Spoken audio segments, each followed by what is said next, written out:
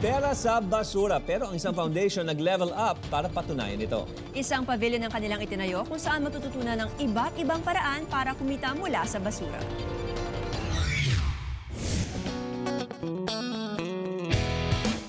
Makulay at mistulang Lego ang itsura.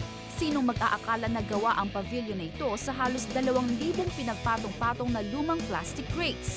Ito ang bagong atraksyon sa Rizal Park, ang Eco Pavilion. Ito na yung tamang panahon, no? Kumbaga, huwag na tayo magpatumpik-tumpik, no? Kailangan lahat tayo, tulong-tulong, sama-sama tayo na pangalagaan ang ating kalikasan. Sinimula na May Shelter Foundation ang proyekto. Sa loob ng Eco Pavilion, makikita ang iba't ibang pakinabang sa mga gamit na akala ng marami ay patapon na. Gaya ng chandelier na ito na gawa sa bote ng mineral water at gamit na cocktail stir. Ang mga lumang Christmas light at electric pipe pwedeng maging display sa bahay. Pwede rin kayong gumawa ng upuan mula sa plastic crates at foam gaya nito. Nakakatuwa na may pagdadalan pa pala yung ating basura.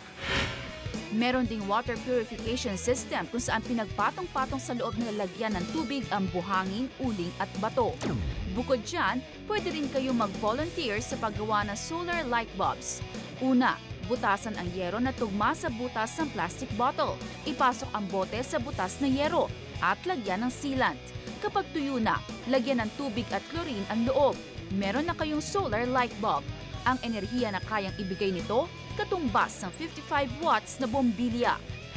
Ganda po kasi po, yung bottle po, mayroon po siyang laman na tubig. Tapos po, mayroon po siyang light sa loob. Ang finished product, mapupunta sa mga komunidad na walang kuryente. Libreng masisilip ang Eco Pavilion hanggang June 12. Nami Day Reed, News 5.